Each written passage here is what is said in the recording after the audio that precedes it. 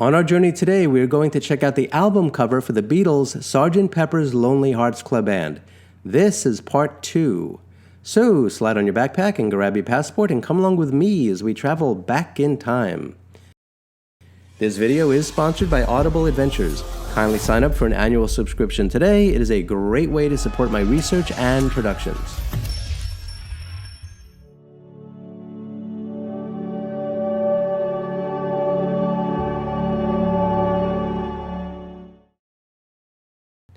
Welcome along, fellow time travelers. This is Scott Cardinal. Thanks for joining me on another photo analysis video. This time around, we are traveling back in time to London in March of 1967.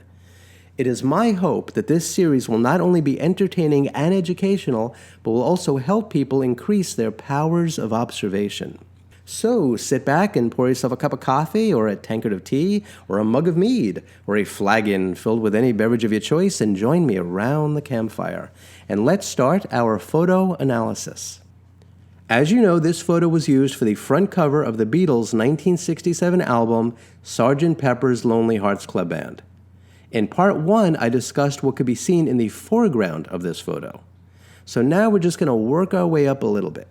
On the far right, in a slinky and glittery gold dress, is British actress Diana Dorse, who was originally promoted as a blonde bombshell, but her popularity continued as she went on to become quite busy as an actress in television, film, and cabaret.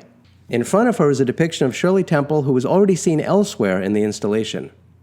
Now, jumping on over to the far left, you can see a life-size wax figure of boxer Sonny Liston. He was chosen by Robert Blake. Liston was considered to be one of the greatest heavyweights of all time. Next to him, clad in dark suits, are wax models of George, John, Ringo, and Paul, as they appeared during the early days of Beatlemania. Then, in the center of the photo are John, Ringo, Paul, and George dressed in new Northern Brass Band uniforms that were designed by a London theatrical costume house called M. Berman Limited. Its owner, Monty Berman, came from the family that started one of the first costume businesses in the world, known as Max Berman & Sons. As you can see, all 4 suits are bright satin. They have high-band collars which have tapered front edges, shoulder epaulets, branded rope from shoulder to front, as well as stripes, buttons, medals, and patches. Though John and George have accents of each other's colors, as do Ringo and Paul, the uniforms are certainly highly individualized. These are really beautifully made costumes. In fact, let's go ahead and go over them one by one. Remember what I was saying about increasing your powers of observation?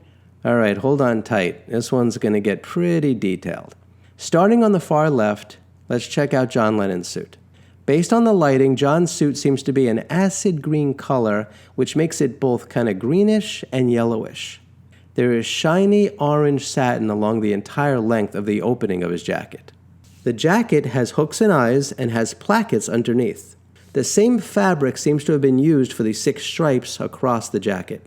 The jacket is trimmed with orange fringe by his hands and along the bottom. On his jacket, John wears 6 medals: a mini MBE, 3 gold stars, and 2 silver heads. He borrowed them from the family of Pete Best. The medals belonged to Pete's father and date from the Second World War. John had remembered seeing them, and he called Pete's mother, Mona, to ask if he could borrow them for the shoot, and she agreed. Considering the circumstances of how Pete Best was removed from the Beatles, and how he and his mother Mona must have felt about that, especially while watching the Beatles acquire such incredible wealth and fame, it makes one wonder what on earth John Lennon must have thought when he picked up the phone and he called her. How does he even start the conversation of asking her for anything? What makes him think that she would agree? And why on earth did she agree? What else did they talk about? This story alone is incredibly fascinating, but it is unlikely we will ever know what the conversation was like. Either way, she not only agreed to loan something to John Lennon, but she let out of her possession something of incredible, perhaps even priceless, personal value. Continuing on, John has white and yellow daisies on both shoulders. There is a red patch on the upper right arm that appears to have the British coat of arms on it. On his lower left sleeve is another badge. This one has a wreath around the outside and a crown inside and appears to be a Warrant Officer Class II badge.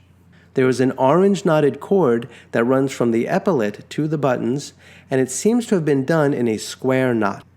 There is another patch located on John's shoulder with a tan background, and it looks like a coat of arms or a Warrant Officer I badge. And although it's difficult to see, John is wearing yellow shoes. Now let's check out what Ringo is wearing.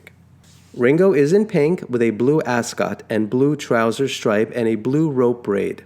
There are 5 gold stripes across his chest and 4 gold stripes on his lower arm sleeves. There are 3 gold trim stripes at the bottom of the coat. His buttons are gold colored that match the gold fringe on the shoulder pieces. There is a patch on his lower left arm. The back of his jacket has the same pattern as Paul's, but his are in gold.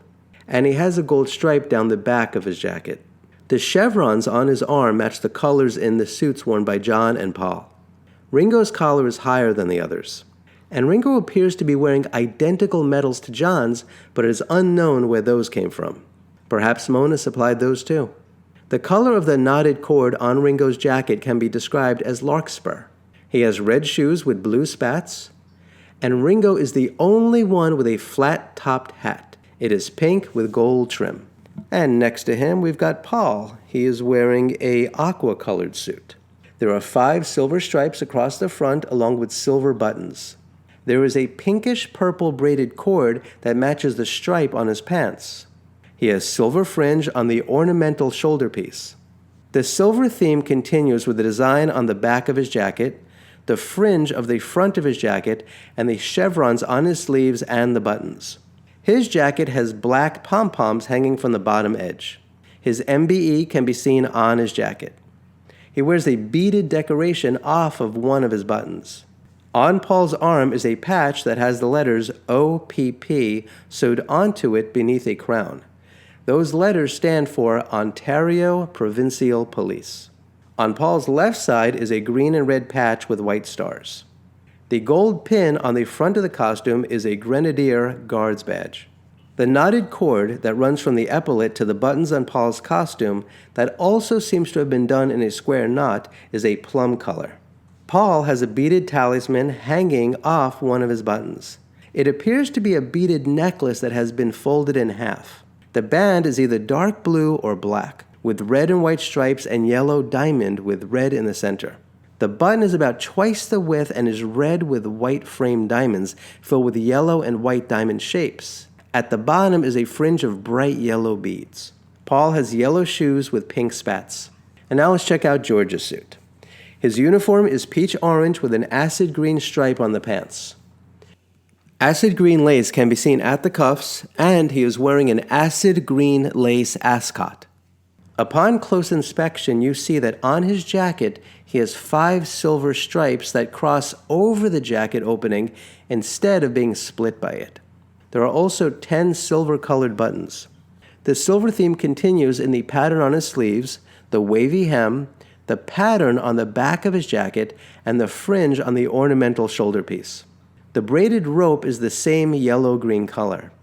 George has been given an 18th century style tricorn hat. Its peachy color matches the rest of his costume with a green feather. His MBE can be seen prominently upon the jacket. The knotted cord on his jacket is lime-colored, and George's shoes look to be a shade of peach red. Now that we've taken a look at their costumes, let's check out what's going on with the posing. The Beatles are standing behind a brass drum that was described in part 1 of this series. John is clearly holding a French horn. Ringo is holding a trumpet. Paul is holding a double-reed woodwind instrument known as an English horn. And George, he's holding a flute. Now, before I finish up, you might be interested in a little bit of history not mentioned previously. As you may already know, because of the dimensions of the set, the camera had to be relocated as far away from the set as possible. Because of its height at the top of a table, and with the tripod at its full extension, the photographer's head was practically jammed into a corner of the wall and ceiling. Though this photo shows the final pose that was chosen, the Beatles did pose in other ways, and those images are available elsewhere. Altogether, the entire shoot took a few hours. They completed late in the evening and everyone was hungry. But every restaurant in town was closed, but Alvaro's, one of the best Italian eateries in London, located close by on King's Road, agreed to stay open so the crew could be able to go. Unfortunately, the Beatles were unable to go along because they needed to finish up some work on their album. And so, this concludes part 2 of this photo analysis of the Sgt. Pepper's Lonely Hearts Club Band album cover. If you want to learn more about the photo shoot and experience what it was like to be there at the time, please check out the audio tours that I wrote at audibleadventures.com. I think you'll really like them. Kindly download the Audible Adventures app for iPhone or Android and go ahead and do it right now if you can. It'll just take you a second. I'd really appreciate it. If you have any thoughts about this subject matter, please put them in the comments below and share what's on your mind. If you enjoyed this video, please give it a thumbs up and subscribe to my channel. Oh, and feel free to share it with any Beatles fans that you may know. I do look forward to you joining me again for another photo analysis video. So, until next time, I wish you safe travels on all your journeys.